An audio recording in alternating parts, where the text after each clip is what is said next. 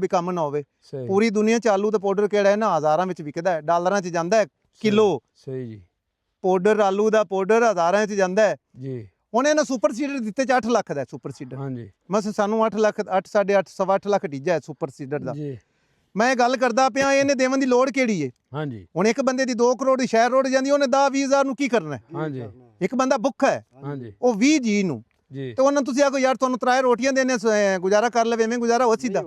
ਉਹ ਬਾਈ ਆਪ ਰਾਜੀ ਤੇ ਖਾਂਦੇ ਪੈ ਨੂੰ ਤੇ ਦੂਸਰਿਆਂ ਨੂੰ ਵੀ ਖਾਵਣ ਦੇਵਣ। ਆਦੀ ਬੱਚਿਆਂ ਦੀ ਮਿਹਨਤ ਕਰਦੇ ਦੀ ਰਾਤੀ ਜਾਂਦੇ ਨੂੰ।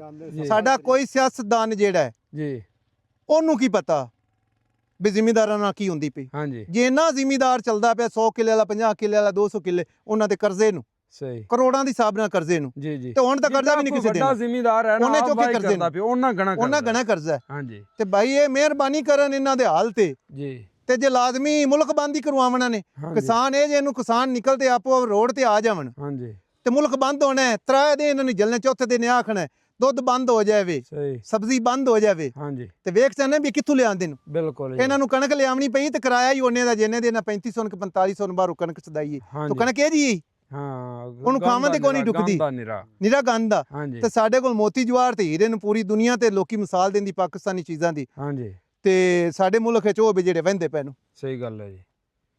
ਚਲੋ ਅੱਲਾਹ ਤਾਲਾ ਕਰਮ ਕਰੇ ਜੀ। ਬਹੁਤ ਬੜੀਆਂ ਸੋਹਣੀਆਂ ਤੁਸੀਂ ਗੱਲਾਂ ਕੀਤੀਆਂ ਨੇ, ਬੜੀਆਂ ਚੰਗੀਆਂ ਗੱਲਾਂ ਕੀਤੀਆਂ ਨੇ। ਤੁਹਾਡੀ ਮਿਹਰਬਾਨੀ। ਉਮੀਦ ਕਰਨਾ ਵੀ ਇਹ ਸਾਡੇ ਪਲੇਟਫਾਰਮ ਤੋਂ ਅੱਗੇ ਉਹਨਾਂ ਤੱਕ ਗੱਲਾਂ ਪਹੁੰਚਣ ਵੀ ਗਈਆਂ। ਇਨਸ਼ਾਅੱਲਾ ਉਮੀਦ ਕਰਨਾ ਹੈ ਕਿ ਉਹ ਇਹਨਾਂ ਤੇ ਅਮਲ ਵੀ ਕੁਝ ਕਰਨਗੇ, ਸੁਣਨਗੇ ਤਾਂ, ਤੇ ਇਨਸ਼ਾਅੱਲਾ ਇਹ ਗੱਲਾਂ ਅੱਗੇ ਸ਼ੇਅਰ ਕਰਨ ਨਾਲ, ਉਹਨਾਂ ਤੱਕ ਪਹੁੰਚਣ ਨਾਲ ਇਨਸ਼ਾਅੱਲਾ ਜ਼ਰੂਰ ਉਹਨਾਂ ਨੂੰ ਕੋਈ ਮਾਲੂਮ ਹੋਣਾ ਹੈ ਬਿਲਕੁਲ ਤੇ ਸਹੀ ਇਹਦਾ ਕੋਈ ਹੱਲ ਨਿਕਲਣਾ ਹੈ। ਬਹੁਤ ਸ਼ੁਕਰੀਆ ਜੀ। ਇਨਸ਼ਾਅੱਲਾ।